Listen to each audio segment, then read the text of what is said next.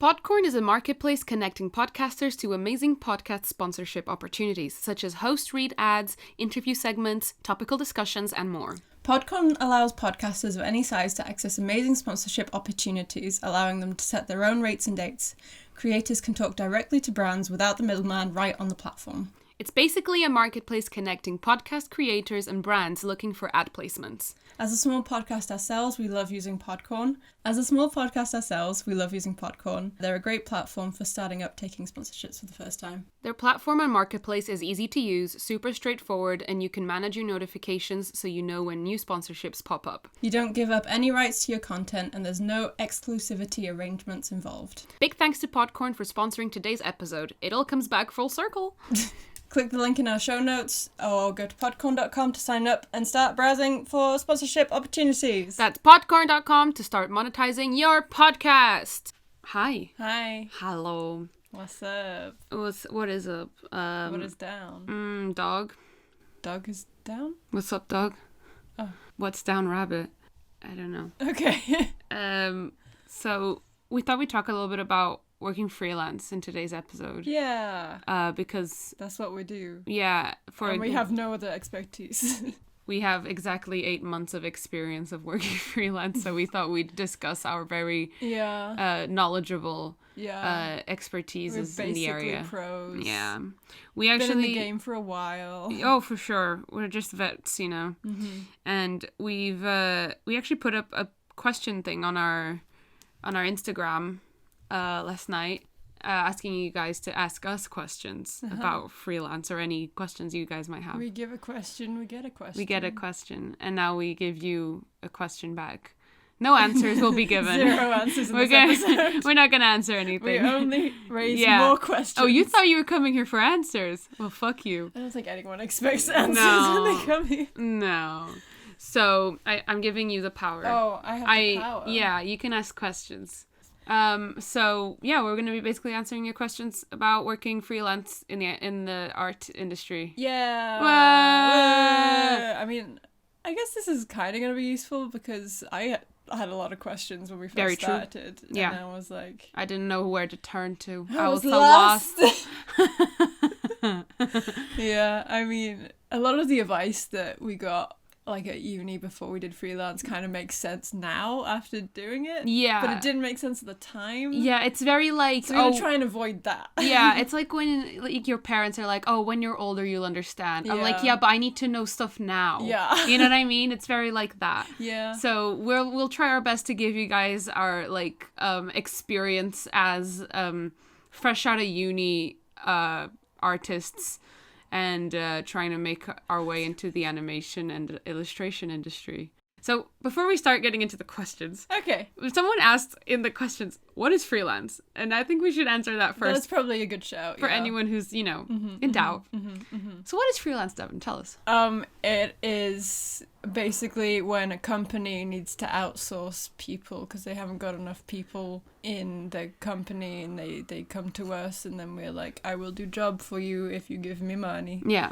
That's the easiest way that I can think to define yeah, it. I think of it a little differently, but that's correct. Yeah. But I think in simpler terms, it's basically you are an artist and people approach you. You can have non-artist freelancers. Yeah, though. but we're talking about, you know. We're just talking about ourselves. Yeah, we're usual. talking about us. Us, okay? Because we're the most important. Of course. So working freelance basically just means that you are your own employee, basically, and people will, like, pick you for like you will be selected. Yeah, for like random jobs. Yeah. So you're not part of a company, you're not part of you don't get a regular paycheck. You don't get a regular paycheck, but we'll talk about that a little bit more in a bit. That's not always a bad thing. Yeah, so yeah, it means that you are a pawn, and people sometimes are like, hey, can I use you? And you're like, absolutely. Use me at will. Take me.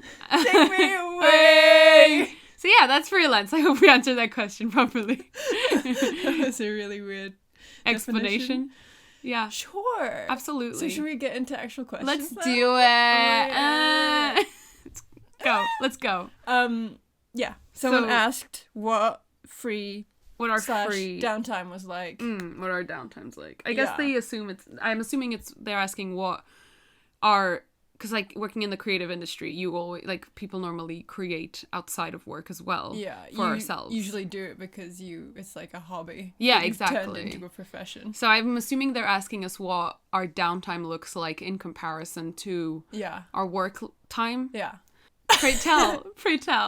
Tell me. Okay. Tell me. I know for me, since doing freelance, I do draw less for myself, I've noticed, but that's mainly just because I'm tired and like I don't want to look at a screen all the time. Yeah, absolutely. Which is why I picked up other hobbies that don't involve a screen. Same. That involves crochet and making. Sorry, do you want me to turn this so you can see the volume? I don't know why. I just like looking at it. Yeah, I know. I'm just like looking at the I'll turn it specs. so you can see it. Thanks. Wow, it looks so pretty. There you go. And you can also see if you're talking too quiet, and that you can regulate that. Anyway, continue. I can regulate. Just like presentation, Michael. Vibe!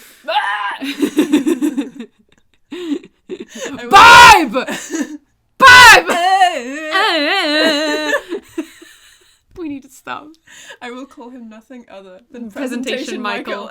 Always. From this point onwards. Yes, that is his name. You know, hobbies also include watching anime. Gather.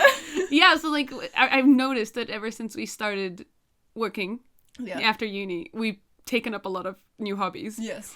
Because during uni, like whenever we weren't doing uni work, our hobby was like the freelance work. It was. That's and the now thing, that's the main thing. It's like we got an extra dude, I never space. thought about it like that. Yeah, because like we still had commissions and stuff even when we were at uni.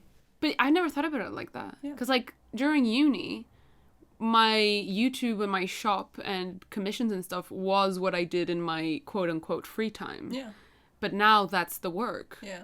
Bruh. I don't think it's necessarily like one thing is definitely hobby work and one thing's... No, it has to do with priorities. Yeah, I think it's just variety. Yeah. Because like if you're doing uni work, you're not going to want to do uni work in your free time because it's like... Yeah, because again... monotonous and boring. It's prioritizing. Yeah. So if uni work is what you're being told to do, you're gonna do that, and then you get to do what you want to do. Whereas now, if we're like working with clients and stuff like that, that's during our work hours we're doing that. So in our free time, if we've just spent like 7 hours drawing or staring at a screen, you kind of want to do something different afterwards. Variety. Yeah. So what are we taking up? We took up crocheting. Crochet. Yeah. No sadness, only crochet. Only crochet. You've taken up baking a lot. Oh yeah, there's bread proving as we speak. I love beating the shit out of some bread. Oh, absolutely. I don't know if that's necessarily a hobby though, or just like something to do it is. in quarantine. I don't know if that would be a thing. I think if quarantine. we were allowed outside in the world. I think quarantine only exponentially found increased. The flame. Yeah, basically. It just like multiplied Yeah. what we were already doing as a hobby. Yeah. You know, we got roller skates. We need to go out on them again. I know, it's the weather hasn't been favorable, but you know. But basically we've just taken up a lot. I've been playing games. James, I became a gamer. Gamer. You were already a gamer. I know. Just a casual gamer. Yeah, now I'm an intense you gamer. only play Stardew Valley 12 hours a day. Yeah, exactly. I read a lot of manga. A lot being 3 volumes of the same manga. Yeah, I've been reading a lot of manga recently, mainly purely, exclusively My Hero Academia. But yeah, you just like take up hobbies, and basically, I guess what you do in your free time is just something as a break from what you do from your work time. So I have noticed as well that I draw a lot less in my free time now for myself. Which isn't a bad thing. It's not, no, because like I'm doing it so much for work that you're still satisfied. Yeah, I still feel like, obviously creatively I don't always feel like, you know, I feel a bit stagnant sometimes, but that's what the weekends are for. Yeah, I get to draw on the weekends and stuff like that. And when I'm low on work, I'll draw during the day as if it's work. So recently I've been, you know, doing a lot of illustrating for myself during the day because I haven't had that much work to do. So, yeah. And when you're in between jobs, that line is blurred as well. So. Oh, yeah. For me personally, when I'm in between jobs, I tend to focus on my shop. So I've been doing a lot of clay earrings, which is like not looking at a screen, which is great. Yeah. And then I've also been doing some prints that I keep avoiding. Yeah. But that is staring at a screen. So exactly. So there's always something to do. And it's just whatever like helps you unwind after a day's work, just like any other job. Just do what you want. Yeah. Yeah. And if it's, napping at 7 p.m. like Devin does, like just do I get that. sleepy after I eat. Your Not my baby. fault. Devin is baby. I'm just tired all the time. Yeah. It's fine. Next question. How to quote prices. Go. Oh, dang. Find out what your rate is. Work that out. I think the average rate for like a creative job in the UK is what, like between 12 and 15? No, depends on where you are. No. Sorry, that's bad. That's like bare bones. Yeah, graduating. between 15 and like 20 I can pound go an up hour. to like 50. Are you kidding me? It depends on how much experience you have. Yeah, obviously. I mean, for us now. For us now, I go... Like if you're starting out. Yeah. Depending on who it is, I quote between 15 and 20. Yeah, 15 and 20 pounds an hour. Yeah. And then, like, most people do hourly rates for freelance, so... Especially with animation, because it's very frustrating when someone comes to you, like, how much for 1 second of animation? I'm like, I don't know. There's so much variety in 1 second of animation. Is there 1 character, 30 characters? What's the style? Do I need to do storyboards? Do I need to do this? Do I need to do backgrounds? Yeah. There's so much work that goes into 1 second, I cannot give you a quote. Yeah, there's no such thing as a fixed price. Yeah. Like, people need to understand that, but unfortunately people don't. So you always have to explain to them that you I work... feel like we'll get better at quoting prices for jobs like that the more experience of we get course, as well. yeah. You get like an average, you start realizing, okay, so for a second of animation where I did all of these roles, it ended up being this amount or around this amount. So you kind of, with the more jobs you do, you get a sense of pricing. Yeah, for but people that comes with a lot of trial and error, so you'll quote too much and then not get a job, and then you'll quote too little and get underpaid for a job. And it's a lot of balancing. But it's, again, it's like a thing. It's always better to over quote yourself and then, like, negotiate down than under selling yourself, you know what I mean? And then screwing yourself over. Yeah. But it's like, just be assertive with your price, basically. Like, if that's what you've considered your worth as an employee is, like, then be assertive in that. Like, be like, yeah, this is how much I'm worth. If you don't want it, bye-bye. There'll be other people, you know what I mean? If you were at a company, you'd get paid this amount regardless. Exactly. So it's still... you gotta... put it into perspective, you don't have to feel guilty about charging too much, which is something that I struggle with. And you need to pay rent, you need to... You got bills to pay. Pay those bills! And if the client is gonna... If the client's gonna say, oh, that's too much, then they're an asshat and you probably don't want to work with them. You know what I mean? If they're unwilling to pay you, which... We're gonna get into that. If they're, if they're... Will you work for exposure? We love being paid in exposure, because you know how sometimes the at Aldi you can pay an exposure. Did you know that? You can pay for food. You just tweet a picture. Just tweet a picture, and you're like, food.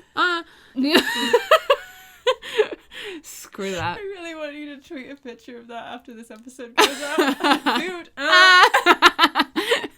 Did my food shopping for this month. Gosh.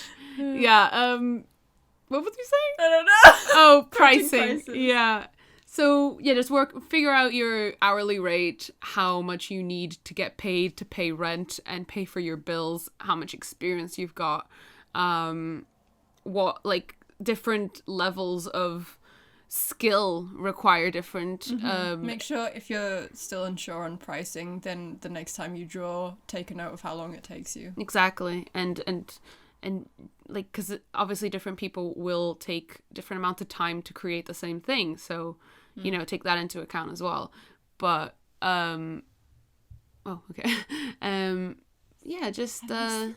just let them know in the at the beginning, be like, this is my hourly rate for something like this. It would probably take me X amount of days of this amount of hours per day. Do the math. Let them, like, break it down for them so they know how you got to your final payment thing, and let them know that, to be aware that there might be extra hours for changes. Yeah, just if they want anything changes. I said words. And absolutely, that is true. Wrong places. 100%.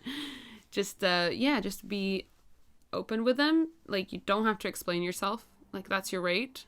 Just explain the math. Yeah. That's all. What's the next question? Is it intimidating being responsible on your own? I think that goes for any job, Yeah. not just freelance, right? I think with freelance especially, you can feel very like a very small cog, because it's like you have to be selected, and you're like, please, I make work. Yeah. Please take it. It depends. Some people see it as being selected. Some people see it as like hunting down work. I think it's definitely a mix of both, but Because you also get selected to be an employee. yeah, but like if for the big jobs where you get paid the big bucks, it can be intimidating to be hired by like this really big company. Yeah. At the same time, it's like a big ego boost, but it's like, whoa, this is. I think I'm small. This is big company. I don't know. I find that a little bit intimidating, and trying to regulate my work hours. Yeah. Because there's like no one to tell you off if you don't do it. Yeah. But I think overall, I prefer the freedom of it. Me too. So I can't complain too much. I'm gonna be honest. When we first started going into freelance, I was very scared. Vulnerable. Let me be vulnerable for a minute. We were very scared. Yeah. Like I was very stressed and very scared about it. But you were honestly, also severely depressed at the time, so that might have something to do with it. Chief. But like even the months building up to it, like just the the looming graduation end of uni thing of like, oh damn, we're gonna have to go freelance after that, and like that was very scary, and the idea of working freelance was very scary to me. But once now we did it, it's like it's chill. After like 8 months of doing it, I'm like, yeah, this is it. This is the life. I much prefer this now, because like in the beginning it's weird because you're still figuring out your own schedules, and you have to kind of be your own boss. Which I guess that's the intimidating part of like, will I be able to tell myself to do the work without, being there, like having a boss behind your back or whatever. Also, quarantine obviously didn't help because you're working remotely. Yeah. And it's like, why should I get out of bed? You know what I mean? It's That's the point. I'm just going to sit at my desk. Yeah, exactly. When work is literally 2 steps away from your bed, it's it messes with your mind a bit. But again, it's just like any other thing. You just get used to it. We're creatures of adaptability. Yeah. We adapt. We survive. Yeah. We overcome. But basically, I forgot what the question was. Oh, intimidating. Intimidating. Yeah, it is. But so is life. I didn't realize how much work I used to do at uni. Yeah. So, and then I did, because it's always like, okay, I gotta do uni work, and then there's stuff that I want to do, so I push myself to do that as well. Yeah. And then freelance is like, okay, I gotta do work, but there's no other responsibilities. I've made my money. I have free time. Yeah, I can do whatever the fuck I want. Yeah, it's crazy. Because like in uni, you're basically, like in uni, I was working 4 jobs. I was a machine. Yeah, I was basically working 3 or 4 jobs at any given moment, because full-time uni is a job. Yeah. It's full-time work. Sometimes you have 2 things going on. Exactly. Multiple modules. Yeah. And then you have to make money as a student. Like, you have to pay rent. So, because I didn't get any, like, help from the government monetarily. Brexit in it. So I was doing my YouTube work. I was doing, sometimes we were, in the summers, we were doing freelance work for Kilogram. Yep. And, I had my shop open all through uni as well. Same. Just on that grind. So I do, again, feel like I've slowed down a lot since uni, which is good. Yeah. I didn't have any hobbies during uni. Your hobby was work. Work, yeah. I didn't have any hobbies. I was like, if I wasn't doing uni work, I was working on something else. If I wasn't working on that, I was working on another thing. It's like, we had there was a few days of uni. I had a driving lesson at 6 a.m. Yeah. We went to uni. Yep. I went to the post office at lunchtime, ate my lunch on the walk there, went to uni for the afternoon, came home, did some drawing and stuff for my shop. Yeah. And then that was a full ass day. Yeah, and then uni work as well when you come home. It's like, because you're at uni, you're doing work that you can do at uni by using the what's it called? The installations. What's it called? Resources? The resources, yeah. So at uni, you're prioritizing work that you can do with the resources at uni, but then you come home and you do more other uni work. Yeah, like other work that you don't need, like, like the written parts. And you're just, it's like so many jobs that I definitely... Like, I definitely enjoyed it while I was there, but I didn't realize how fast-paced it was. Yeah, I definitely... Until it slowed down. I feel like now we're learning to live. Oh my god. Just exist. We're learning to exist. You know what I mean? Yeah. Because I don't think I existed for 4 years. Yeah. I think I was Just trying to get through uni. Basically, I was just trying to That get was through main priority. one Now task. main priority is like try to be happy. Yeah, and also make rent. I was doing like one job after another, trying to get through one task after another, sleep, and then again task. So I didn't. You rarely slept. I barely slept, exactly. And then, like, I never really had any moment alone by myself where I could just exist. So now I'm learning to exist. I'm getting good at it, though. I'm a pro at existing. Okay, well, that wasn't really the question, but so let's. But yeah, move on. it's intimidating, but so is any other job. It's just You get over it. you learn to adapt. It's fine. Yeah. Someone else asked, how much do we charge? Do we use PayPal? How do you make an invoice? Ooh, invoicing is an important one. Yes. I think our uni course was quite good at teaching us how to do the paperwork. They didn't teach us how to do taxes, but you know. No, but they taught us the admin side of Yeah. working in the creative industry, So we which was weren't good. completely in the dark. Yeah. So you can find invoice templates online. Yeah, if that's something. You can just use like the bare bones. Mhm. I don't really have that much on my invoice. I think people think invoices are super complicated. it's just a piece of paper that says how much you want to get paid. It's really and simple. then how they pay you. Here's the thing. What you need in an invoice. Your name, your address, your contact. The employer's name, address, contact. What work you did, how much you're getting paid, How and they then pay you. and then what different methods they can pay you by. I normally have either my PayPal or my bank details. I just have my bank details because PayPal takes a percent. Yeah, no one ever chooses PayPal, but I keep the PayPal on there for like YouTube stuff sometimes. Yeah, fair enough. But basically, it's just, hey, here's how much you owe me, and here's how you can pay me. Yeah, it's just like to keep a note for yourself. It doesn't have to Yeah. be fancy. It really doesn't have to be It's not fancy. that intimidating. It's don't a worry Word about it. document. Yeah. Just don't freak out about it. It's really simple once you know how to do it. Especially and with contracts as well. I feel like people freak out a lot about contracts Yeah. because whenever you think of contract, you think of like 15-page Legal contracts. documents. Yeah, like a house contract. I'm like, Yeah. it's not like that. You just need to like write down what work you're being like contracted for, what the time frame for it, payment, and you know, just what they're expecting of you and what you're expecting of them. Yeah. And that's it. It's just an agreement. You just it can be a page long, you know. Yeah, as long as it has the information you need, so like to make sure that you both hold up on your promises. Yeah, just anything that you would It's just think. a pinky promise. It is a pinky promise. That's all a contract It is. is. Dudes, Dudes. listen. I know we're amazing, but we're still tiny little baby boy, little wimpy boy podcast. We sure are. But, you know, we were trying to get on that grind because it never stops. Yeah. Trying to get that money, trying to get monetized. Yep. And Podcorn is really helping us do that. Oh my god. Podcorn is a marketplace connecting podcasters to amazing podcast sponsorship opportunities, such as host read ads, interview segments, topical discussions, and more. Can you believe? Can you even? No. It's basically a marketplace connecting podcast creators and brands looking to advertise. Podcorn allows podcasters of any size, like yours truly, to access amazing sponsorship opportunities, allowing them to set their own rates and dates. Rates and dates, baby. Rates and dates. Creators can talk directly to brands without the middleman right on the platform. As we said, we've been using Podcorn for a while and we have nothing but positive feedback. Their platform and marketplace is easy to use, super straightforward, and you can manage your notifications so you know when new sponsorships pop up. You don't give up any rights to your content, there's no exclusivity agreements involved, and it's pretty neat. Neato. Neato burrito. Neato burrito. Big thanks to Podcorn for sponsoring today's episode. It all comes back full circle, baby. Click the link in the show notes, go to podcorn.com, start browsing. That's podcorn.com to start monetizing your podcast. Someone said, What do did you they make say? enough money to pay rent / food / etc.? That's the plan. Yeah, That's- I mean, so far so good. So far, we're not homeless. I think, We got meat in our bones. yeah, I would say for me, because you already had like a lot of contacts, And I Stuff. had a lot of savings. yeah, Yeah. with YouTube and stuff. Yeah.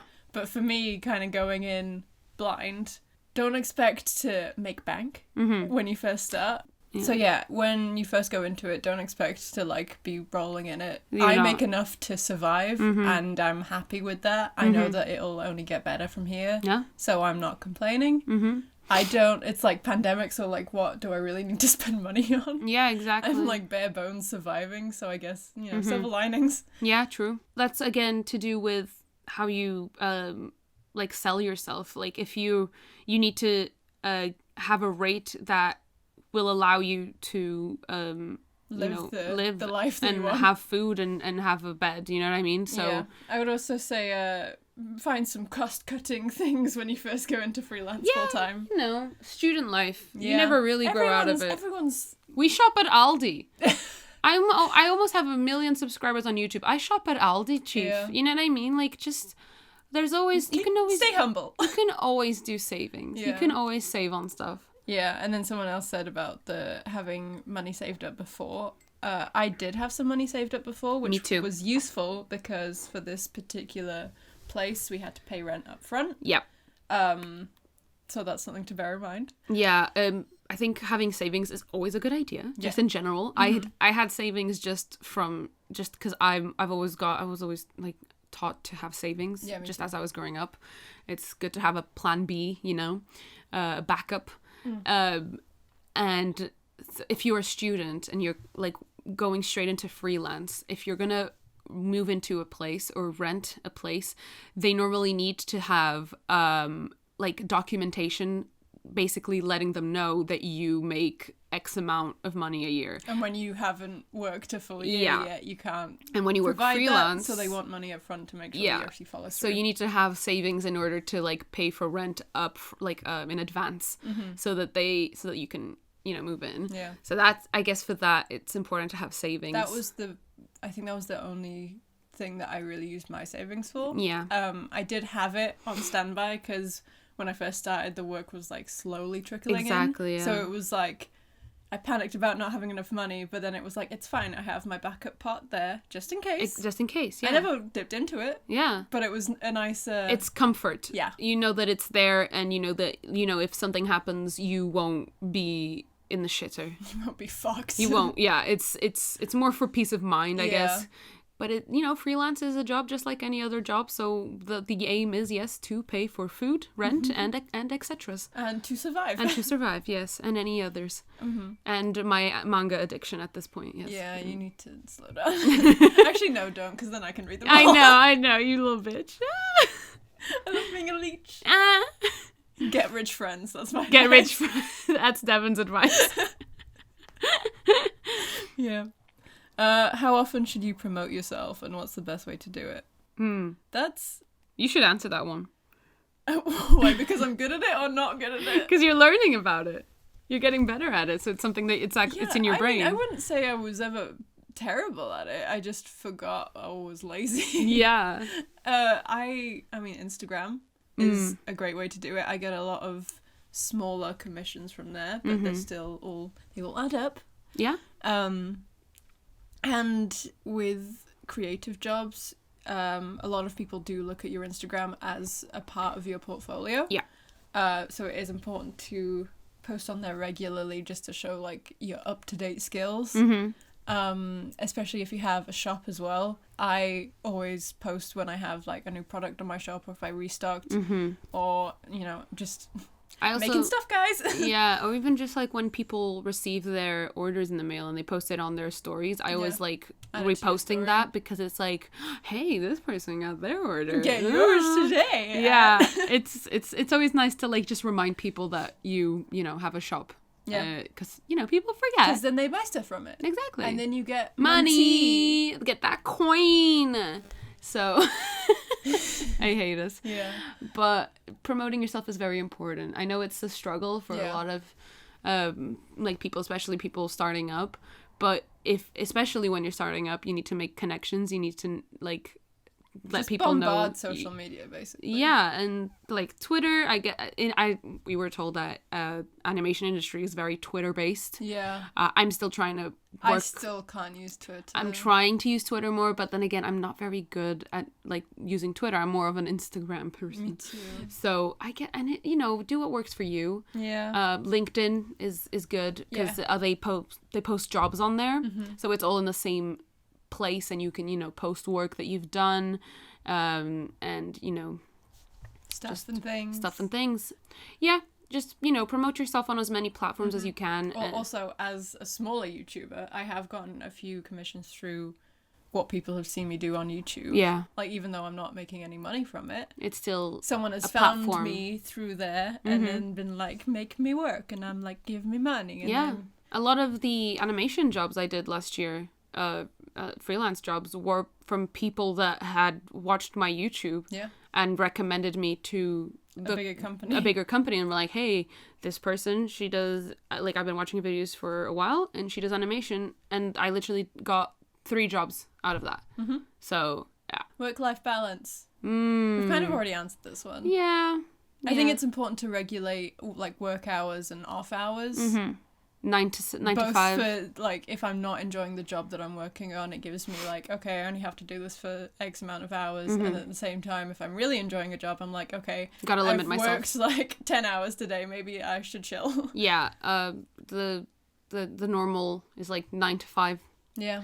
5 o'clock, it's, it's time to stop. It's quitting time, baby. Quitting time. We normally work, I mean, the whole 9 is like, okay. Listen, if I get up on time. If I get up on time, I'll start work at 9. But then again, lunch times don't really exist. I take, like 10 minutes to scarf down lunch, and then I'm back to work. Yeah. So, yeah, like when you're actually working freelance, you have to log your hours. So that's a good way to figure out how many hours a day you're working. But also working freelance, you don't have to work 9 to 5. You can work 10 till 6. Yeah, you can work your own hours. Till 7. But it's good to take note of how many hours a day you're working. Yeah, because then you know how much to charge. Yeah, because the start and the end is fine. It's just how many hours a day you're working. You gotta, balance that a little bit. 7-hour day is good, Yes. It's hard work, but it's honest work. It's honest work, baby. Amen. Tips on balancing multiple projects. I mean, this just takes me back to uni. I was gonna say, uni. I think you just have to prioritize what needs to be done first, what deadlines are coming up, and what project needs the most amount of hours. I actually saw something really interesting on Simply Neological's Instagram story the other day. So she learned this sort of prioritization technique at her government job, and it's like a scale where you can. It's got like 2 questions that you have to answer for each job. It's like important and urgent, important not urgent, urgent not important, not important not urgent. And it's like how you prioritize your tasks on a day. Yeah, it's very interesting. Look it up. It's got look it up. It's got an actual name.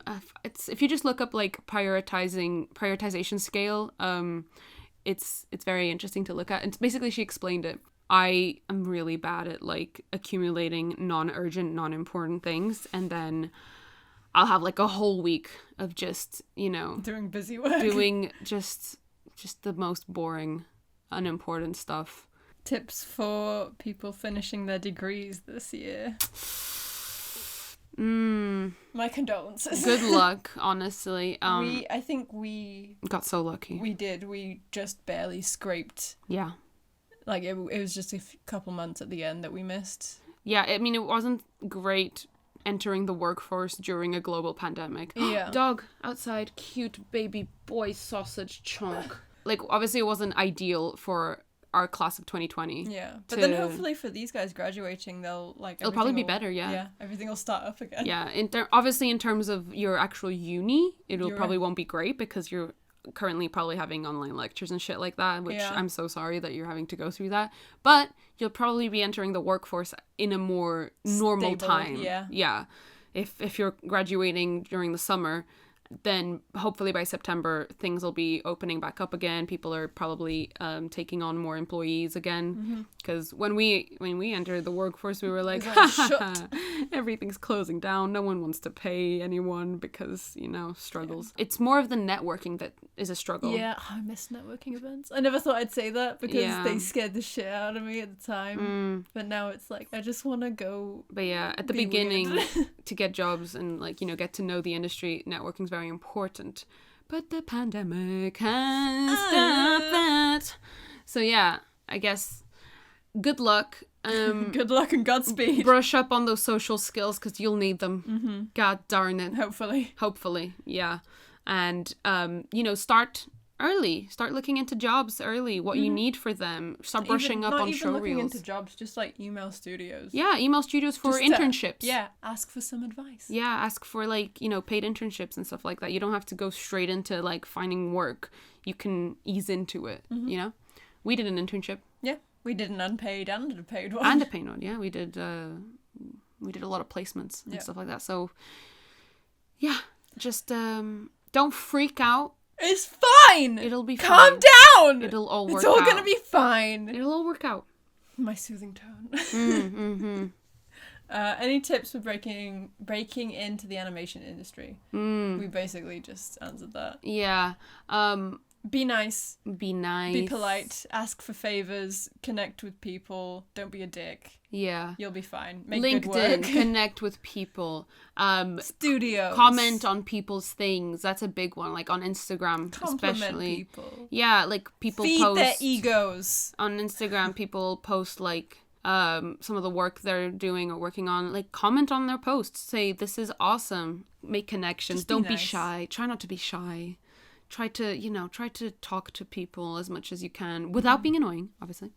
But just be nice. Just be cool. Be cool. Be cool. Be cool. Be chill. Just be cool. Yeah. Yeah. Build up your portfolio so it's not quote unquote wasted time. Yeah. Yeah. Yeah. What's the next question, Chief? My mum says that maybe I should just do it as a hobby because it's not reliable. Tips. That's a good one for you. Why? What are you saying about my mom? No, your mom's awesome. She worries. She really does. We love Julie. I mean, obviously people who are not in the creative industry are going to worry because it is, as a freelancer, it's not a steady job. It's not a steady income. And there's a reputation. Yeah, you know. the starving artists. But, you know, the creative industry is huge and vast and gigantic. Broad. And everyone always, like, every advertisement you see, someone had to make. Yep. So there's always going to be work going. You just have to find your niche. Yeah. Find what you are good at and find what people will want to pay you for. And as a creative, you have a lot of skill sets. Yeah. You're not Stay specific. adaptable. Like if you are an animation person, you can take on graphic design jobs, illustration jobs, background artist jobs. Like you can do so many different things with your skill set that you probably don't even realize that you can probably apply for a million different types of jobs. Yeah. Because you can just do a bunch of things. Yeah.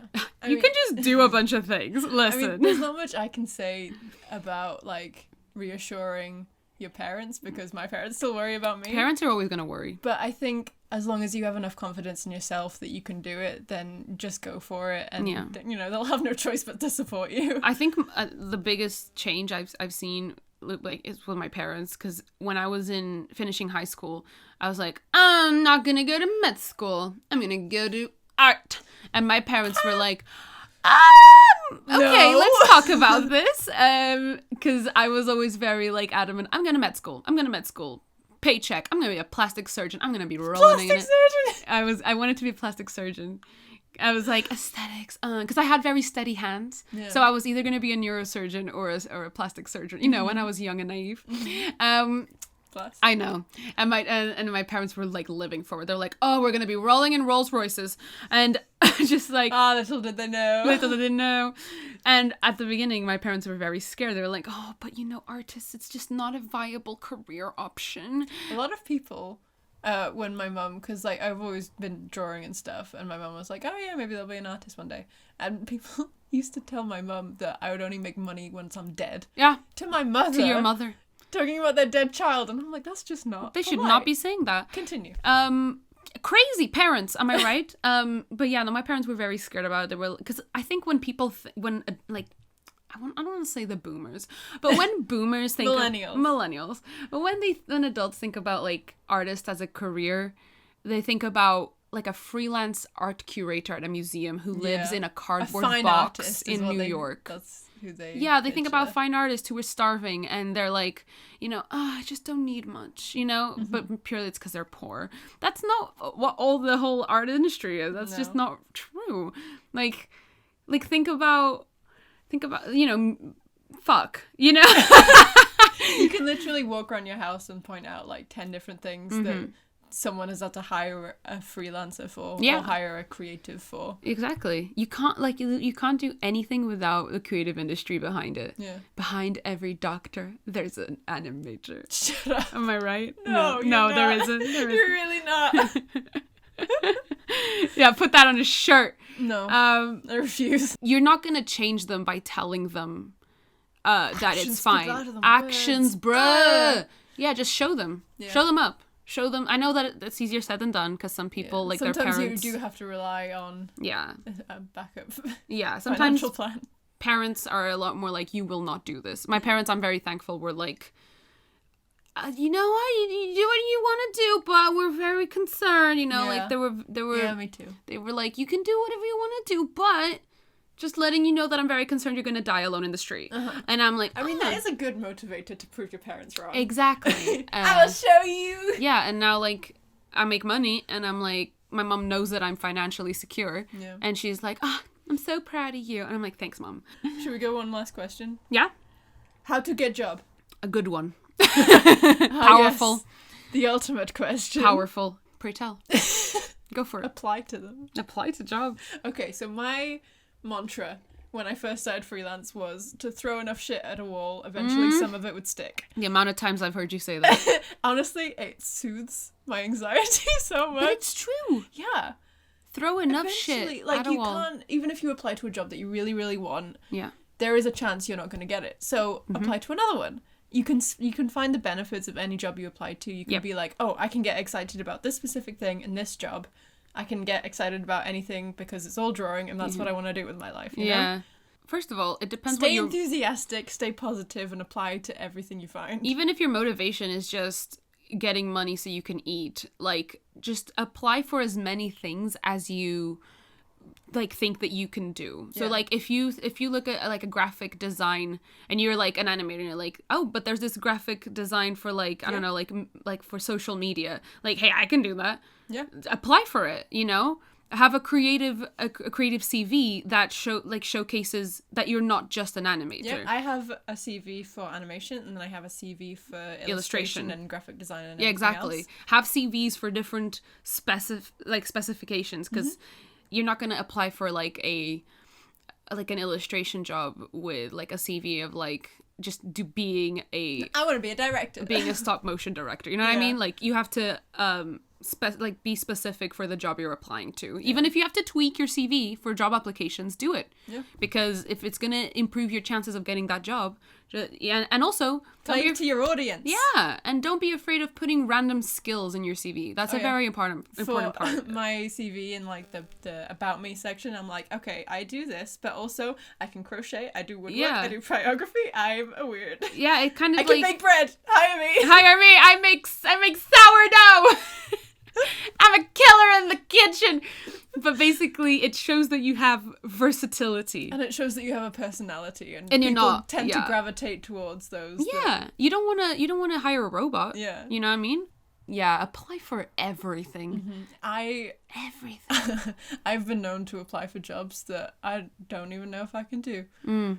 There's a lot of like they want a logo animated in After Effects, and I know the bare bones of After Effects, but I feel confident enough that I can learn it. Tutorials. Yeah. YouTube tutorial it I real feel quick. confident enough in my skill of like learning new softwares. Yeah. Because animation skills are applicable to any program. Exactly. You just need to know where the buttons are in the program. Exactly. So it's like I've applied to stuff that Toon Boom animators. I have never used Toon Boom. I don't have Toon Boom, but I'll get it. Yeah, I feel confident enough to apply for it because I know if I get it, if I have these deadlines Just to meet, transfer your animation Yeah. skills into a different I software. know that I can learn it quickly enough to do it because I'll have to. Yeah, you're gonna have to learn it It's at the some biggest point. motivator. Hey, they that's the thing they say. Have you Yeah. heard them say that? What? The best way to learn is on the job. Yeah.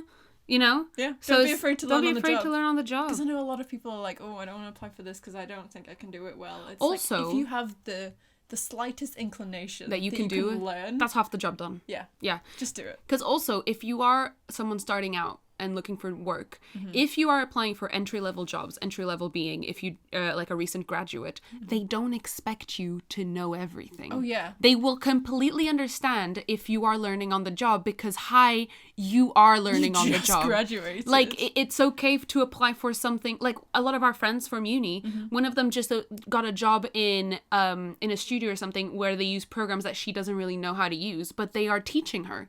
Also, for a lot of jobs do say 3+ years experience. Mike from uni always taught us to apply anyway, because they might just like what they see in your portfolio. Yeah. Like, you might be worth Sometimes talent. teaching.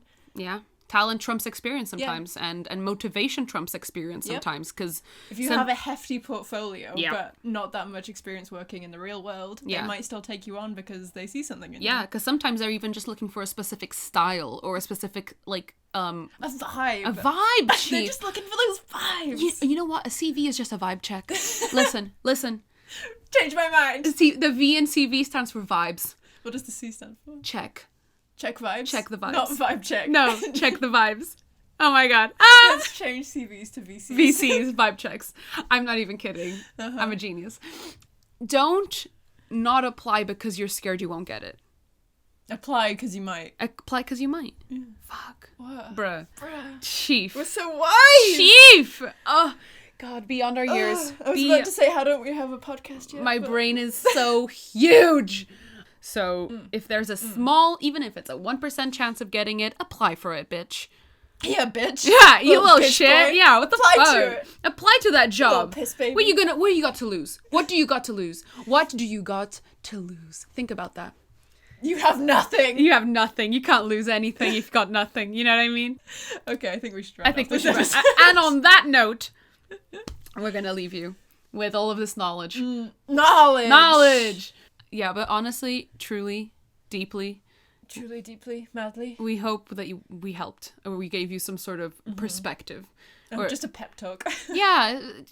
Anyway, if you do actually want some very good advice from people already and like high up in the industry, like really in there, listen to the Squiggly podcast. This is just our humble opinion as little pawns in the Little baby bitch boys. little baby bitch boys. But we do hope that we answered some questions properly and that we gave At you least some gave answers. a beginner's perspective on Yeah, things. yeah. Hope that we helped. If you have any questions, topic suggestions, anything you'd like us to talk about in further episodes, let us know. Email us. Email us. Message us. Tweet us. bingeinkingpodcast@gmail.com. Gmail. Jamel. At bingeinking on Instagram. And at binge.inking on Twitter. Twitter. Let us know what you'd like us to talk about. And yeah, And yeah. yeah, Yeah. absolutely. Peace out, bitches. Peace out. Bye-bye.